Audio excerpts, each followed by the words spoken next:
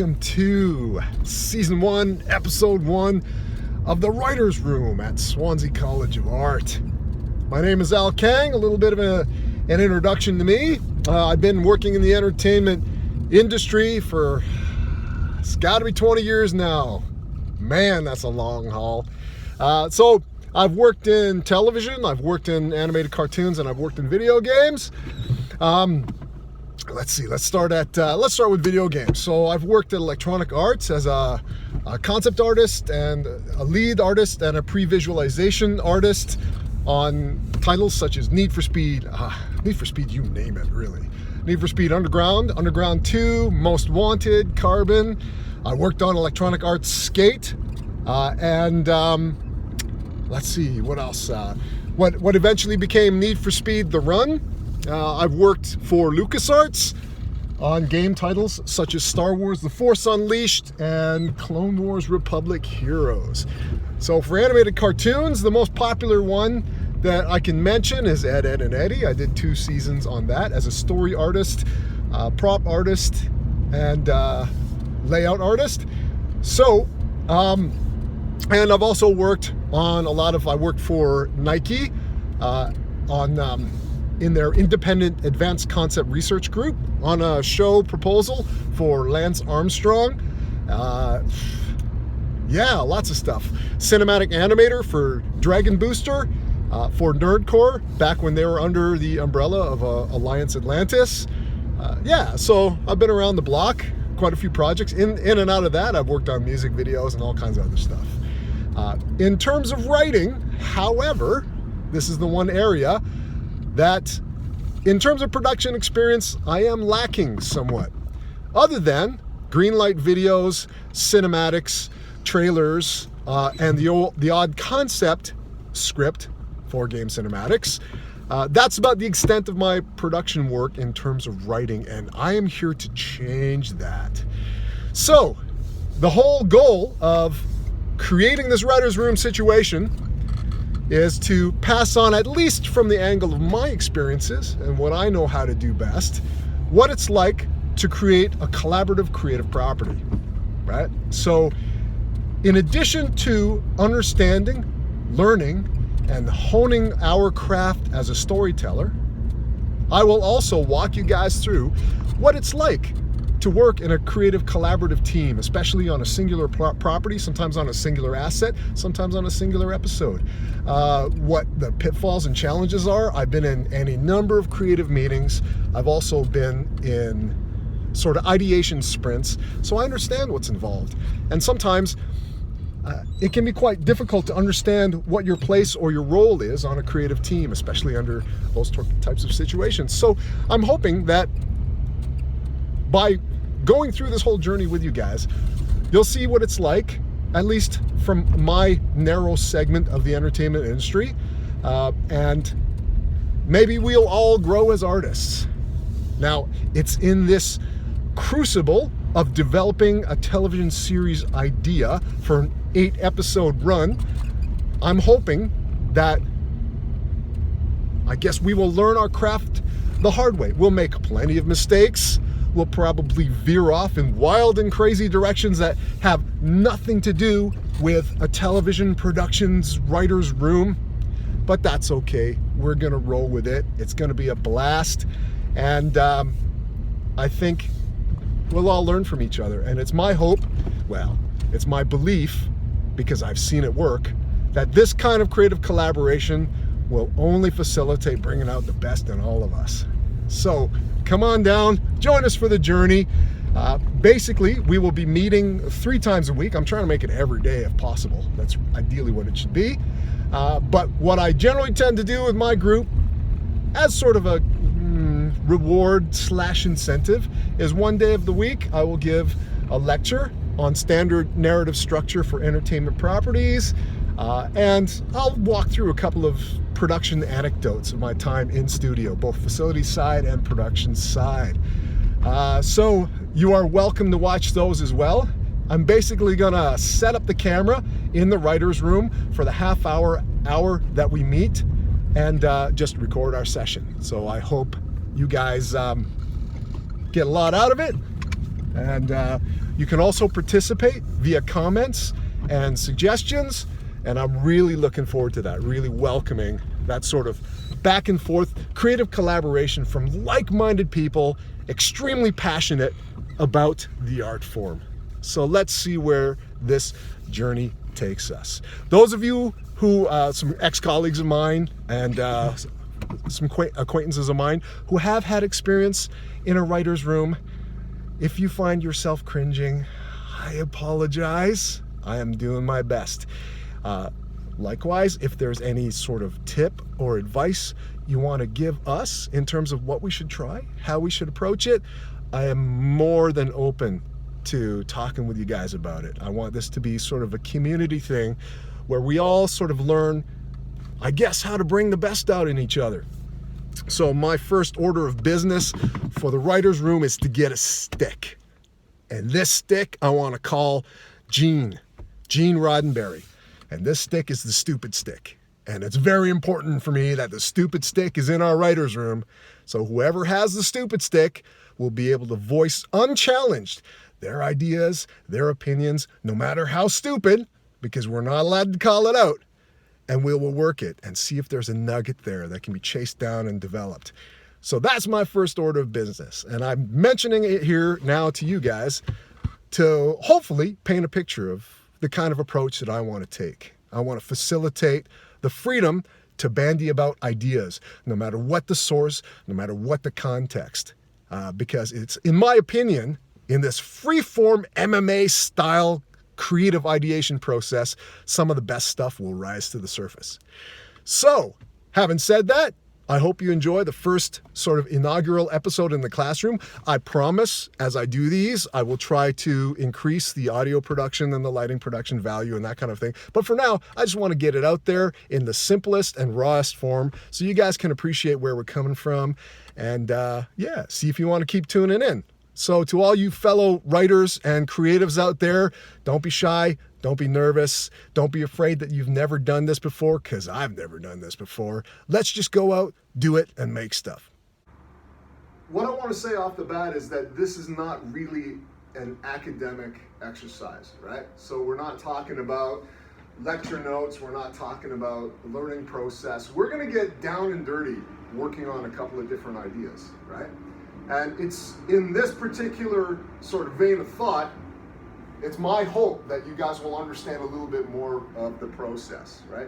Now, this workshop is open to everybody and anybody who wishes to write. This is my pure and honest attempt to relate to you guys what it's going to be like out there, right? I'm not by any ways intimating I'm going to be a hard guy in terms of this workshop.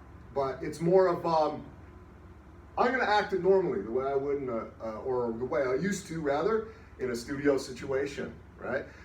What it is for you guys is sort of a self-discipline test to see if you have the stamina to be involved in a creative project, right? And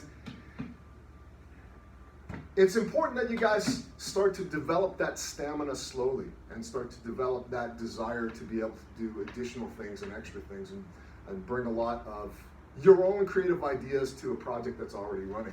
One of the things I would like to try and achieve with this, in sort of a gentle way, you guys who know me know that I'm not like a hard ass, right?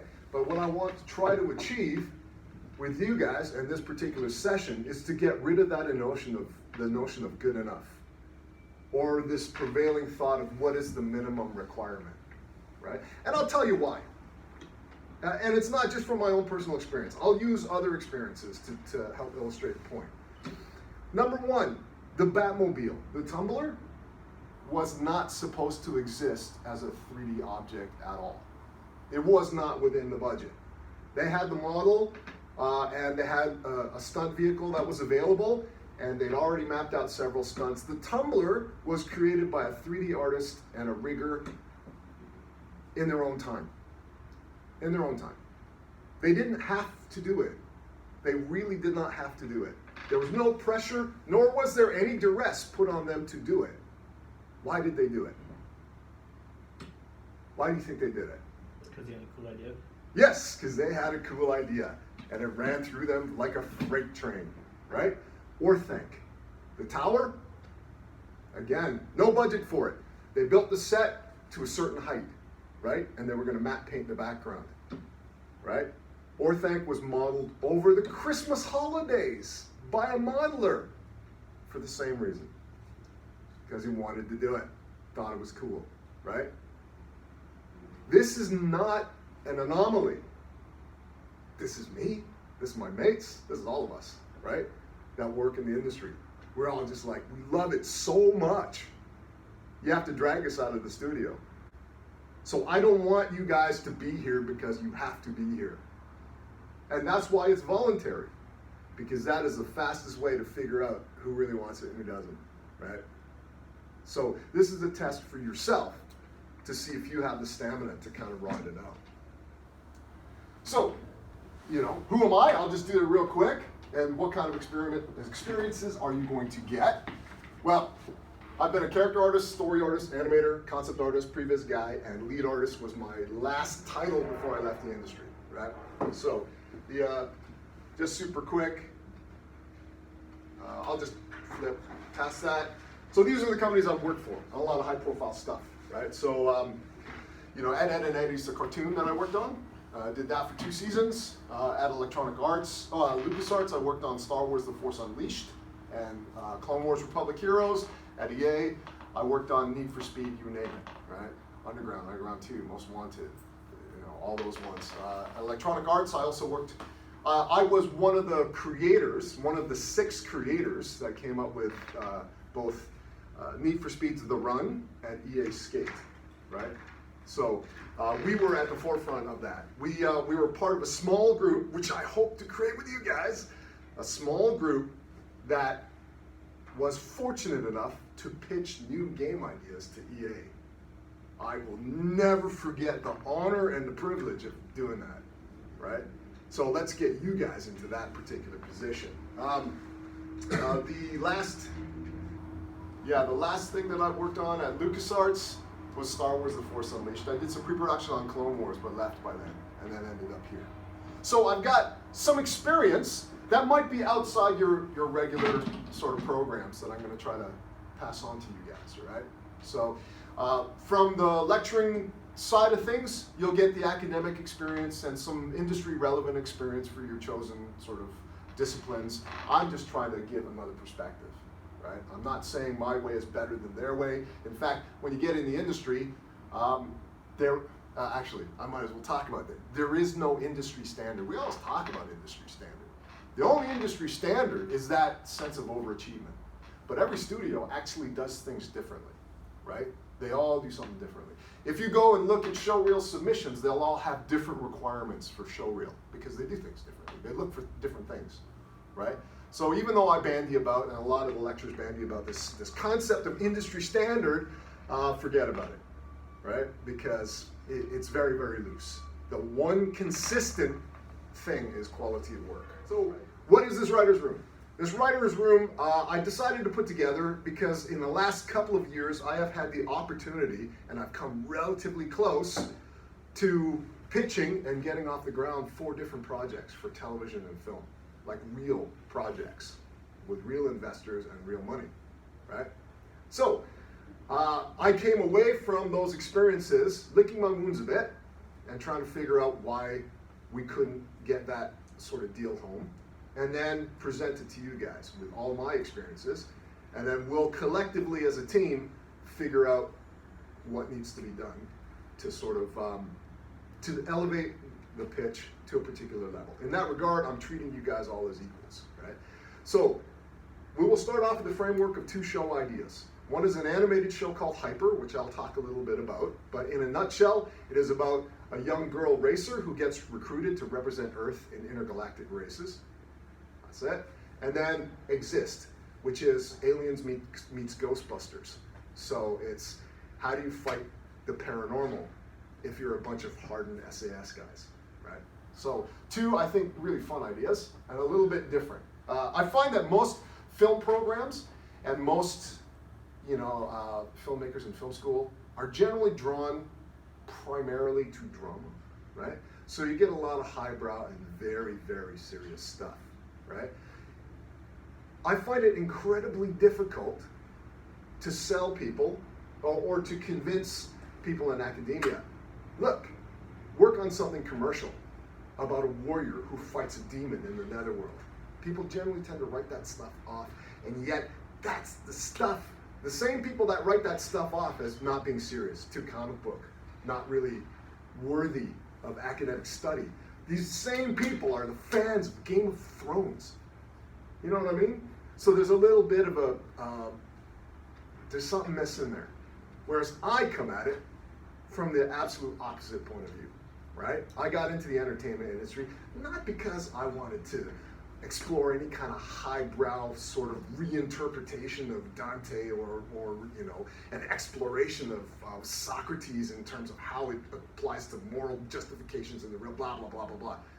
No, I just want to see demons being ripped apart by flaming swords, you know, and like laser battles that are happening on other planets and things like that. So that's where I'm coming from. So if you guys sort of change your mind about being involved because of the content of the project, that's fine, right? I'm just a believer in fun. Now, I'm not negating what you guys learn in terms of storytelling, in terms of academia. You need to bring that to what we talk about. So what am I saying? If we're talking about intergalactic races, we will explore Aristotle's principle of poetics and how that applies to a young girl in a space vehicle, right? So we're going to, I guess what I'm trying to say is that the content that we deal with might be comic book, but it doesn't negate how powerful we need to be as narrative storytellers.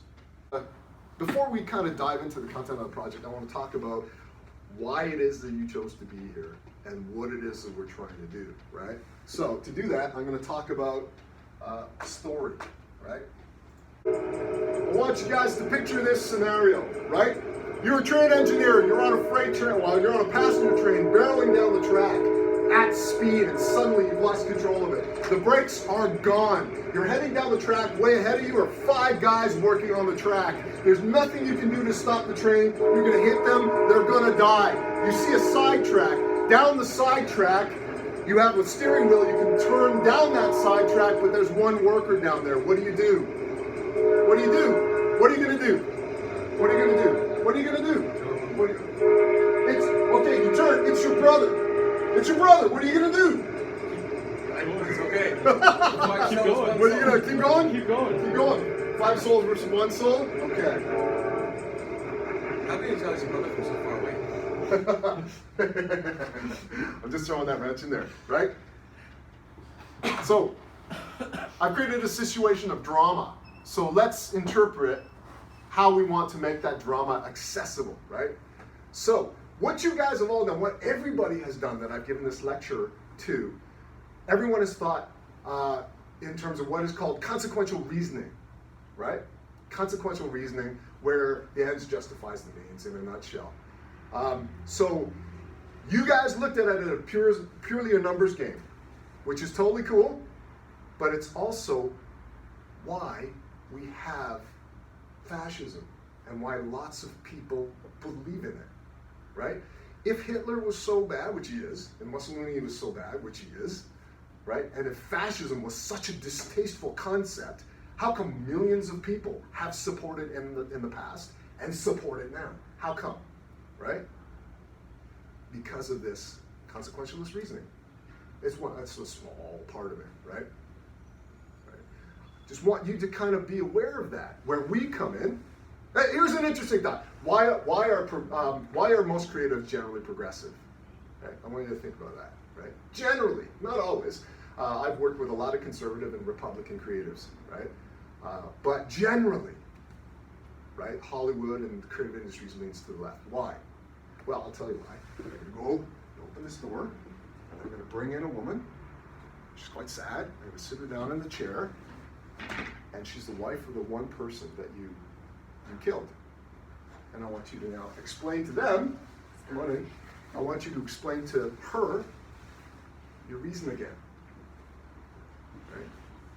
She's crying, right? She's thinking that the accident would have happened anyway with a 5.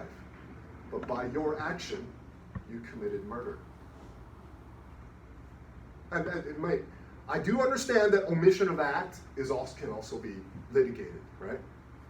She doesn't see it that way. She thinks you deliberately committed murder, and she's in tears. What are you gonna tell her? Now, I don't want you to answer that question because each one of you probably have a different approach to talking to this woman, and that is your writer's voice. That is what makes you unique. That is when you start to look at, I knew I threw the younger brother in there, but the point of it is the fact once you start looking less at consequentialist reasoning, and you start looking at what's called categorical reasoning, you start to understand the nuances of the situation, right? That's where we need to be as dramatists. We need to understand where people are coming from emotionally, right? And not only do we create drama in the events, but we also create drama in the people involved in the events. You see what I mean? I've inadvertently walked you through plot-driven versus character-driven, right? And why it's such a polarizing topic, and why it's such a difficult conundrum to face as a creative. Personally, I prefer character-driven stuff because we follow the stories of people. We follow each other's sort of stories. I don't find necessarily plot-driven stuff as engaging, and I also find it interesting because isn't it the character that shepherds us through the plot anyway, right? So this is why I generally kind of lean towards more of the character stuff. But the honest truth is there isn't character-driven versus plot-driven. It's a wonderfully intricate, beautiful intertwining of the two approaches, right? We need to really sort of explore what we're doing emotionally to a very, very high degree, and we need to present that onto the screen because, before I get into this, because of what story is. So I've asked a lot of my classes, what is a story? What is a story trying to do? What is it trying to accomplish? Right. Basically, it is a problem that needs to be solved. A problem seemingly unresolvable that needs to be solved. I've added the seemingly unresolvable because that's where our drama lies. This is why we watch, right? If you think about it, all stories are that simple. Problem that needs to be solved, right? This is why narrative fiction has a strong history that dates back to the birth of man, not to be too hyperbolic, right? But the tradition of story is used in parables, in fables, in mythology, as a means to teach, right? As a means to sort of deliver an anecdote that safely takes place in another character that we can somehow apply to our own lives, right? That's why the seemingly unresolvable is really, really important, right? Because the minute you go, wow, that main character's really messed up. How is he gonna get out of this? Suddenly you're watching. Suddenly you've got the audience, right? So, why is this really kind of important to consider? Well, because of how story affects our decision-making process. So, in the 80s, researchers discovered that in macaque monkeys, neurons in the brain fired when monkeys reached for a banana. The exact same neurons fired when those monkeys would watch other monkeys reach for a banana. Therefore, your brain thinks you are doing the same thing when you're watching somebody else do it, right? This, in a research study in 2001 or 2005 or so, identical results were found in weightlifters. Guys who powerlifted, there'd be a neurological response and some physiological responses, identical to when the guys were watching their mates weightlift, right? Same sort of skin tension thing, sweat, and all kinds of stuff, right? There was a reaction driven by neurons firing in the brain as if you were lifting yourself. Now, I'm not saying watching people work out is the same as working out, right? So you're not going to get suddenly fit doing that. But it's an important point about visualization. This is why athletes, sports coaches, kinetic physiotherapists, they all say before you engage in something, visualize it. Before you go into the game, visualize it. Before you go into the match, visualize it. Because visualization is that powerful. these are the weapons and the tools that we have when we approach the audience. So we're going to dive down and we're going to create stories and we're going to make them emotionally impactful. One of the things that I generally tend to believe is that there's a simple formula about how passionate a film is, right? The audience will only get the emotion and passion out of any entertainment property equal to the amount that you've put into it, right? And I've seen that in practice, right? So if I'm doing a concept art piece or a storyboard panel and it gives me goosebumps, when I show it to somebody, 100% of the time, they go, whoa, that's cool, 100% of the time. If I have a storyboard sequence and I'm bored of drawing it, and I show it to somebody, they go, eh. Always, always, always, always. So that was the first kind of indication that led me to believe the more passion you put in something, the more people will get out of it. Right? Because if it entertains you, it's going to entertain somebody, right? So that's our target and that's our goal. So to get there, I need to ask you two very, very important questions, right? So we all, and part of the reason I ask this question is to get you guys out of the mentality of being a fan and more into the mentality of understanding what it means to create something with a lot of heart and a lot of passion. So the first question is, why do it?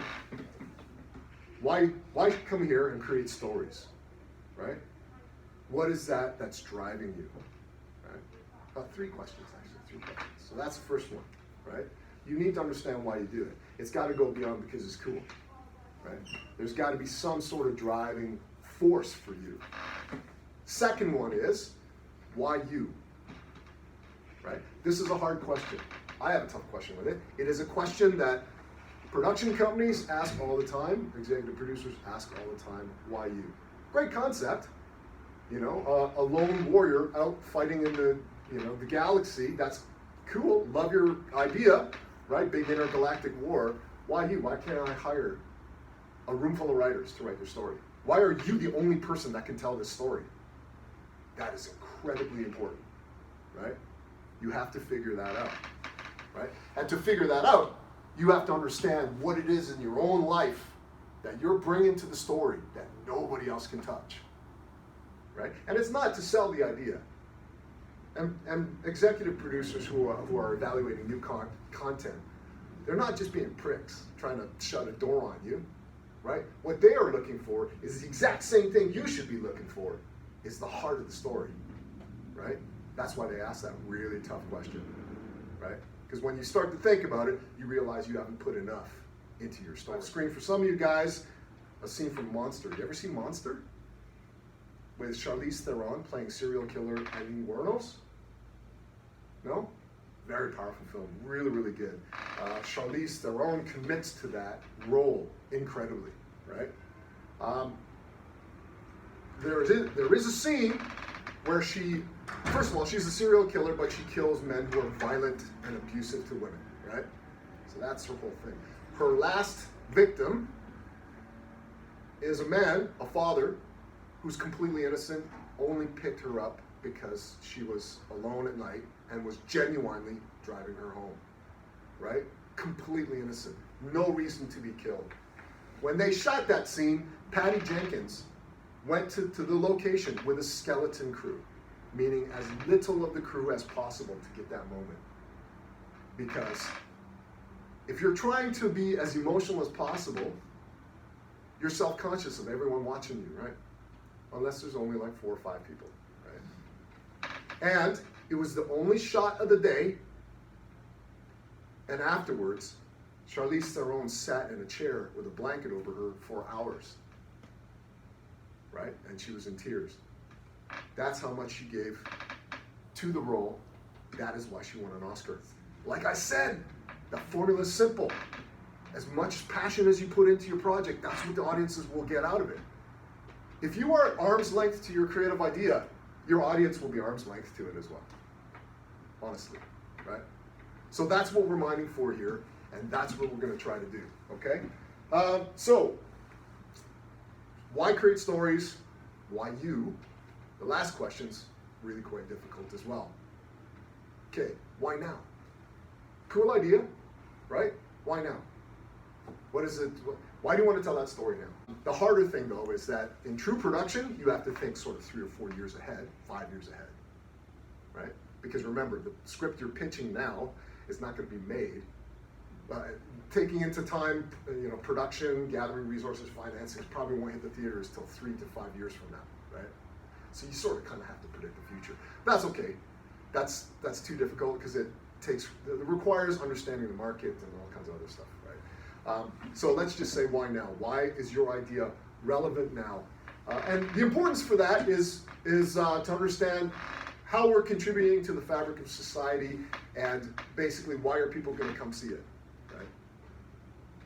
If there is more relevance to the way it is now, then people out of curiosity will be drawn to it, right? So these are some of the factors that you need to consider. Those are the 3 main questions you need to answer. Those are the 3 main questions you'll be asked in any Dragon's Den style pitch, right? You'll be nervous and sweating, and they'll be like, why should you do it? And you're like, I don't know. Because it's cool. It's my idea, right? So you gotta be slick. You gotta have answers for that. Okay, so let's get to the nitty-gritties and talk about various different ideas. So I'm going to throw up a couple of snippets, and we'll talk a little bit about it. So first off, you guys need to get an account on Writer's Duet. It's free, and I've been using it for years, and it is fantastic. There's you'll hear a lot of argument out there that Final Draft is the de facto industry standard for writing screenplays. Yes, it is, but there are some other guys that are entering the fray that are just as good. My preference is Writer Duet because I can write on my iPhone, write on my iPad, write on the computer, anywhere, right? And all of my scripts will load up. What I'm going to do is read you snippets of these so you can understand my writing style and where I'm coming from. And then if you change your mind about being involved in the project, don't worry about it. I will not take any offense to it. Okay, so I'll start off with my rough draft for the pilot episode of Exist, right? Okay, so interior, Little Sue's bedroom, night. A young girl, 10, dressed in secondhand Primark, sits on the edge of an unkempt bed. She stares at her hands neatly cupped in her lap. Behind her is a dank little bedroom, cabbage-colored walls, paint peeling, a hodgepodge of car boot toys neatly arranged everywhere. Little Sue. They tell you monsters don't exist. 10. I'm not stupid. A vague form scurries past her, Little Sue. What they don't tell you is that monsters sometimes hide in the people who are supposed to love you. Key, 40, hunches by the door, comfortably encumbered in an SAS uniform, charges his HKG-36C. We notice that the door of the bedroom is covered with strange archaic carvings as Kay holsters his combat knife. Key, listen to me carefully, love. He runs over, picks her up side saddle. Key, we're just gonna go for a little walk, okay? Little Sue, my dad's still out there. Key, don't look at anything. Little Sue, why can't we stay here? Key, come on now, let's do it quick. You ready? Key's hand grips the doorknob. Interior, Little Sue's apartment, continuous. Sue's dad, off screen. Where are you, you little shit? Key stands in the doorway, HK in one arm and Sue in the other. Empty bottles of Jack Daniels litter the hallway. Flies buzz around a stack of crusty dishes in the sink. In the center of the rust-colored living room carpet is a small pile of dried vomit. A chair is tipped over beside it. Hanging directly above it, like the sword of Damocles, is Little Sue's dad, strung up in a noose. His face is ashen, lifeless. Sue's dad, off screen. Look what you made me do! An apparition of Sue's dad charges in from the kitchen. It runs towards them. Key fires. Sue drops to the floor. The bullets glimmer in an unearthly hail of light. The apparition tears apart with an inhuman howl. Another apparition of Sue's dad runs at them from the dining area. Key turns to the front door, to freedom, and doesn't see this apparition. Little Sue does. She screams. A kitchen knife slices down. Key's own blade whispers out of its sheath, catches the knife. A third apparition bursts out of the dark TV and reaches out for Little Sue. You little slut, you're just like your mother! Key peppers the ghost with automatic fire. He slips his knife into the ghostly skull of the second apparition. Both dissipate in angry screams of denial. A fourth apparition of Sue's dad appears in front of the door as Key hurls his knife down the hall to greet it. Key scoops up little Sue in one arm and sprints towards the door. He flies forward, one booted heel smashes it to splinters. In the hallway, strung from the rafters, dozens of apparitions, all little Sue's dad, swing back and forth, their necks broken in nooses. Key stumbles to a stop. He gently lowers Sue to the floor. They all turn towards Key. Their eyes stare. Sue's dad, all of them, in unison. It's your fault she left. Key switches mags. Carefully, one hand on Sue's arm, he inches through the butcher's abattoir of hanging corpses. Wish you'd never been born. Useless, pathetic. Behind them, a pair of bluish feet smack the floor. Sue's dad, you think I'm gonna just let this go? Behind Key, more corpses slip their noose and land on the floor. Key whips around, fires into the shufflers. They scream into oblivion. More corpses drop to their feet behind them. Key gives Sue the hem of his shirt. Hold on tight. Don't let go. She jerks her head up and down. Key shoulders his rifle and marches forward. Bullets sizzle with energy and rip each apparition to shreds. The dead-eyed ghosts claw forward. Key shoots, the front door's lock. It shatters. Key's shoulder slams into the front door as he and little Sue spill into Sue's dingy bedroom. Darker, murkier, a joyless emptiness. Key looks back at the bedroom door. The arcane symbols on its surface are now demonic scratches. Sue's eyes widen. Little Sue, no. Key snaps on his helmet mic. Got a severe case of the deja vu's here. Raven, off screen. You're caught in a level 2 Mobius event. Little Sue, it's just going to keep happening. Key, give me a vector. Little Sue, we can't get out. We're trapped. Raven, off screen. You'll have to improvise. Key grits his teeth. Brilliant. Cheers for that. A sudden hammering explodes against the bedroom door. Sue's dad, off screen. You can't hide in there forever. Bang, bang, bang, bang, bang. Little Sue, he's going to get me. And then he's going to. Key stares hard at little Sue. His eyes go flinty as he comes to a decision. He flips his rifle muzzle backwards and slams the butt into the back of Sue's head. She drops like a sack of potatoes. Her limbs twitch. Raven, off screen. Signal's dead. What happened? Little Sue's bedroom begins to dissipate as Key hauls Sue's unconscious form over one shoulder. Nothing coming out. Sue's bedroom. Apartment hallway melts away into the hallway outside of little Sue's dingy flat. A bare bulb sways back and forth, a single fly bumping against its surface. Key sees the door at the end of the hall marked exit. Exterior parking lot, moments later.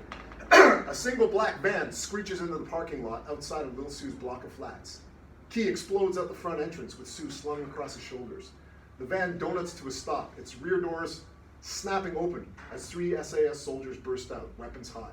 A gurney clatters to the tarmac as Key gently places Sue on the mattress. Sue spasms and hyperventilates, her body jerking uncontrollably. The lead SAS soldier pulls off her helmet. Raven, 45, snarls as she holsters her Sig Sauer pistol. Bloody hell, you know she's 10, yeah? Oh, I'll leave it at that. So that's sort of the intro to it. First draft. I wanted the first draft to go 4 minutes, not 6. So I got a little bit of trimming to do. And there are a few things missing from it. When I read this a couple of days ago out in class, I realized, what are they afraid of? He's got weapons that can plow through those ghosts, right? So there's no real sense of they're in danger. Because you can just walk through them and shoot them all, right? So as I was reading it out to you now, literally just now, I thought, wait, what if he checks his mag? Because he's got special bullets, right? They glow and all this kind of stuff. I'll explain it later, but it rips through the ghosts. Maybe he's only got a few rounds left. So maybe I can jack the tension up that way. I don't know. So what we'll do next time we meet is I'll go, hey guys, what can we do about this opening scene, right? How can we crank it up? But before we get into that, that's an example of the nitty-gritty of taking a look at it. Yeah, before I get into that. So we would go back and we'd take a look at it. We'd actually take a look at the construction of the writing. We'd also take a look at how the images unfold, right? So I don't know if you guys noticed, but image order was really important to me as I was writing this, right? So I'm trying to see what is unfolding on screen. Now, the one thing that I will always make abundantly clear is that screenwriting is not prose writing. And we tend to prose write because that's our default state as a writer, because we've grown up learning how to do it. That's what all we do, right? So, the hardest part of my development as a writer is to break down that prose writing and understand that screenwriting is a completely different form of writing. It's like, we know that poetry and prose are different, but we think screenwriting is prose. So we need to break that, right? So, notice that a lot of the sentences are very simple. There's a lot of kind of sentence fragments, and everything's written in present tense, and everything's active, right? Because things are happening now for your characters and your audience. There's no past tense. It is going on now, minute to minute, second to second, right? So that's the big thing, right? So, for example, behind them, a pair of bluish feet smack the floor, right? So you should be able to just see the shot. Camera from ground level, the feet on the floor. But I haven't written camera direction, have I? This is what I want to develop for all of us, right? This idea that we can write, it can still feel cinematic, and we don't have to put camera directions in all over the place, right? People will just see it. So that's that. But before that, what we're going to do is a couple of things that I've experienced with. Number one, we're going to break down a season, right? And I will take you guys through the process. We will all break that. That's what they call it. And then we'll break each story, right? And then each of you, depending on which project you want, will get an episode, right? So my characters, my situation, your episode, your story. And one of the things I'm really fascinated with, because Exist takes place in the supernatural, I don't want it to be Ghostbusters level scary. I want it to be like Paranormal Activity, or I want it to be really scary, right? The tone of it, I know I say Ghostbusters meet aliens, but the tone of it is very, very sort of street core. So I'll probably, actually I'm talking about this now, I might read you the introduction to the main character so that you guys get a little bit of a feel for it. The one thing that I will bring in to help us through this process as well is, and I forgot to do this today, is a stick. And we're going to call it the Gene Roddenberry. And there's a reason why. So when Gene Roddenberry was developing Star Trek, he brought a stick into his writer's room. And I love this idea. He's like, this is the stupid stick. Everyone who picks up the stupid stick, no one's allowed to criticize them. In fact, you have to say nothing but positive things about them. So this gives, I think it's a wonderful idea, because this gives the opportunity of stupid ideas to be voiced. Because ideas on their surface that seemingly seem stupid have given us some of the greatest moments in cinematic history, right? So we have to not be afraid of that. Some of the craziest concepts on the planet are just really, really, really cool, right? If you think about it, a chemistry teacher who becomes the most powerful drug dealer, and we start his story in an RV where he's in his underwear, sounds like a stupid idea, doesn't it? That's why we have to be unafraid of bringing everything that we can. I don't believe in stupid ideas, right? I listen to everything with equal weight and equal validity, right? So where do we end off? Black man, bloody hell, she's 10. Key replies, if it's a choice between dead and a headache, I'll take the headache. Raven centers her attention on the girl. All business. She sheds her combat gloves and places both hands on the girl's forehead. Key, what are you going to do? Raven, don't know. How about we check our intel? Oh, yeah, right. Key's face purses up in anger. She spasms. Sue's spasms intensify. Raven, going to try a grade 3 extraction, and I hope I pitched it at the right level. Raven closes her eyes as the other two soldiers close ranks behind her. Let's see who's running the show in there. Raven closes her eyes. Key, watch yourself. The little ones can get real nasty real quick. Blinding flash. Raven hurtles through the air, smashes into one of the soldiers. Key and the others slam into the ground like rag dolls. Blood pops fresh off one temple as Key lifts his head. One SAS officer recovers fast, on his feet, runs to aid his fallen CO. Key struggling. Wait! A hand clamps, vice-like, on the soldier's throat. His eyes bulge. At the other end of the iron grip, is Raven's face. It smolders with a malicious sneer. Raven, in parentheses, Baal, because Baal is the demon and it's now in her body, right? To a little girl. Raven smirks, almost disgusted with herself. She flexes her fingers as if feeling them for the first time. Imagine that. Raven snaps the soldier's neck, tosses him aside. Sometimes the simplest solutions elude us. Raven, seething with some unseen dark force, turns to leave. The remaining soldier charges. Raven tears a strip of flesh off his face. She slams the limp soldier into the side of the van. Bones crunch. Raven, well, we live and we learn, don't we? Raven walks down the road. Darkness swallows her. Key screams after her in frustration. Ah! Little Sue off screen. Bastard, flip me. He whips his head around to stare dumbfounded at the girl on the gurney. Key grimaces with pain as he scrambles to her side. Raven. What? Or Raven? What happened? Little Sue has Raven. Bastard, flip me. Key. Grade 3 extraction. Try adding a 0 to that. Little Sue stares at her little arms. She looks at the dead soldiers on the ground. He took my goddamn body. That wasn't your run-of-the-mill demon. That one was something special. Little Sue, we need my son. Little Sue fixes him with a stare. She's drenched in sweat. Find my son. Exterior, rundown playground, evening. Curtis, 15, a young teen in a gray hood leans against a rusted roundabout. He's on his phone. From a neighboring council flat, Liam, 17, a surly lad with Asbo written across his face, saunters over. Curtis looks up. Fuck's sake. Liam, what? Curtis, what did you do with him now? I didn't do nothing. Curtis, man, why you gotta be messing like that? Liam, I done nothing. Curtis pushes off his feet to his feet, starts marching towards the flat. You know he's got our shit, yeah? Curtis storms off. Liam, how the fuck's I supposed to know? Evergreen Flats, the council estate, continuous. Down a threadbare hallway lined with chipped and faded wooden doors is a small utility closet. A small voice echoes from behind the door. 2%, Jesus! An iPhone's battery icon sits at 2%. The phone flips over to reveal a thick black battery case. One of the 4 dots blinks. Ah, you're kidding. Mark off screen. Ah, you're kidding. Phone flips back, a quick flick of the thumb, and YouTube pops up. Thumb presses camera, and YouTube begins streaming. Logs in, YouTube pops up. Mark Sin 15 appears. He's 15, not 14. Mark Sin stares back from the screen in a washed out selfie that doesn't hide the hair that's never been fussed over, the shirt 2 sizes too big. Mark, what's up, YouTube? That's right, supply closet again. Mark, I don't get why they think this is funny, but whatever.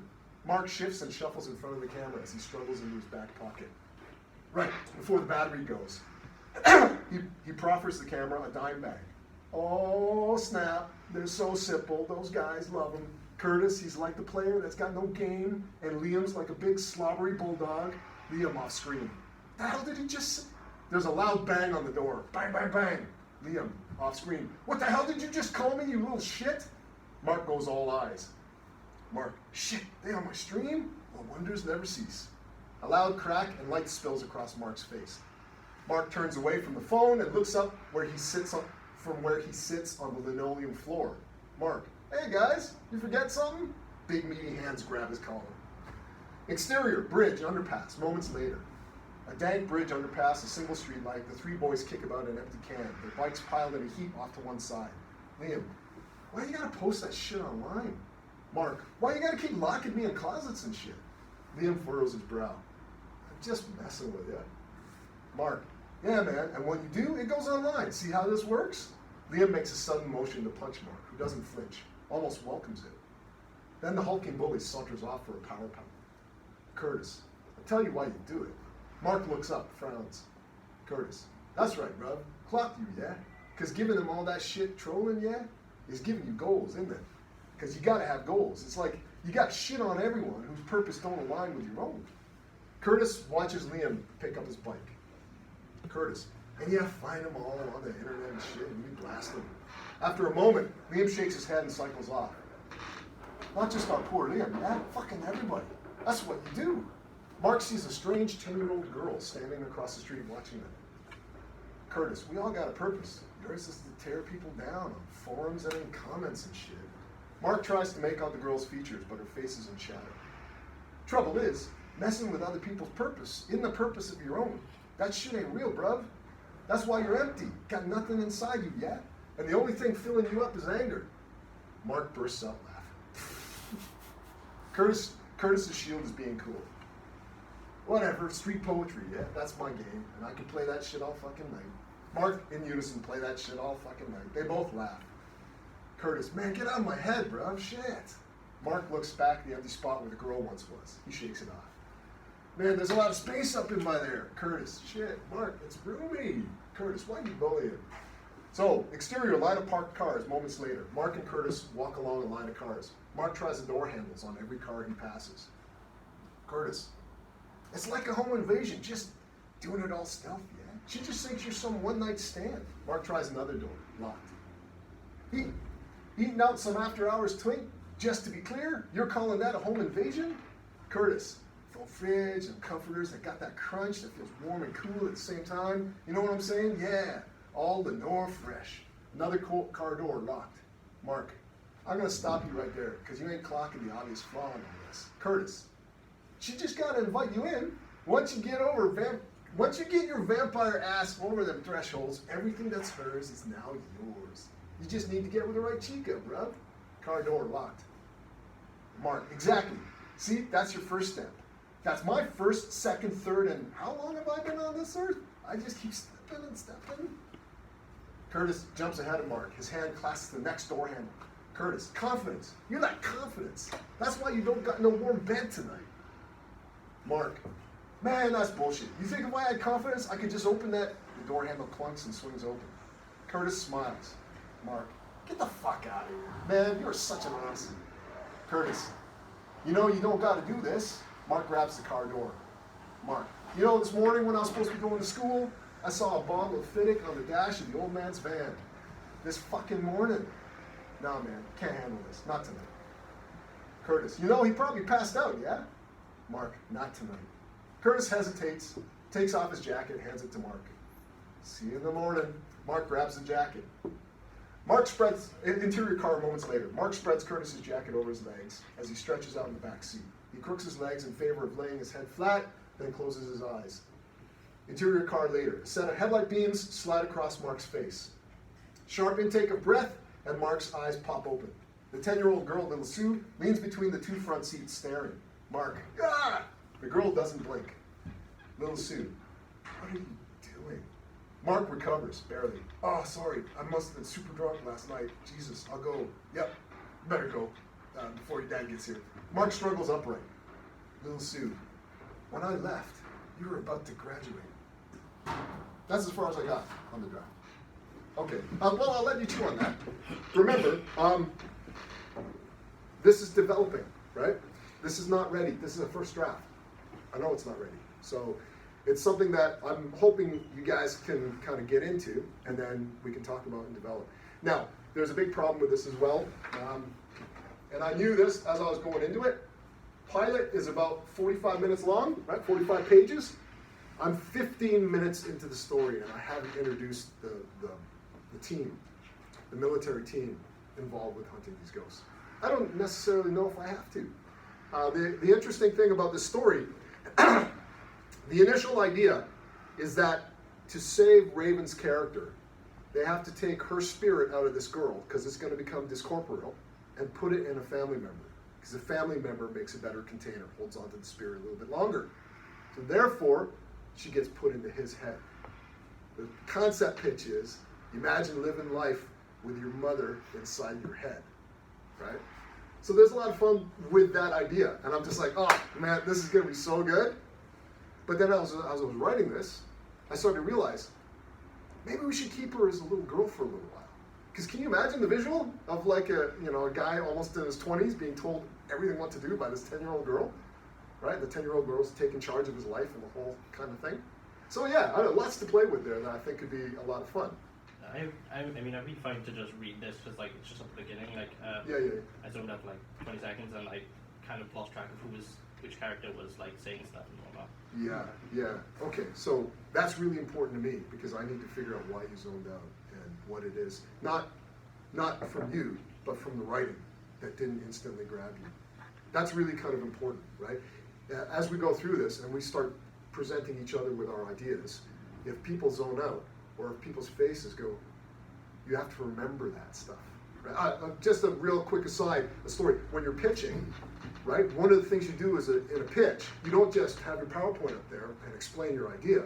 What I do is I watch the reaction of the executives.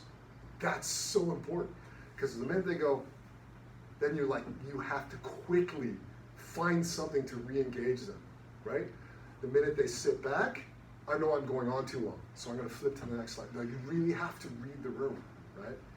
And it's something that, as the year goes on, I'll get you guys to sort of practice as part of your own pitches and presentations, right? So yeah, I'll get that up there. Any other questions? I think the predominant question for me is why? Why do it? Why write? Why draw? Why create music? Why dance? Why endeavor in a creative venture at all? And those reasons, I think, are really, really important. And yes, I understand you can feel your way through a musical composition. You can intuitively understand the highs and lows of a narrative structure as you describe each prose-like moment from the heart. I get all that. The reason why I ask the question, why, is we have to understand our own primary motivations for the passion and the emotion that we want to pour into our stories. Because at the end of the day, this will give us the stamina to keep going. If we know why it is we do the thing that we do, then writing has a reason and it becomes oxygen. And it just sustains us and maintains us and becomes part of our own physical fabric. And that is that, guys. So, the takeaway from today's first session. Granted, it was sort of more like a lecture, but I wanted to kind of ease the group. I just wanted to give a preamble to talk about sort of our approaches, the things that would come up in story discussion and things like that with us.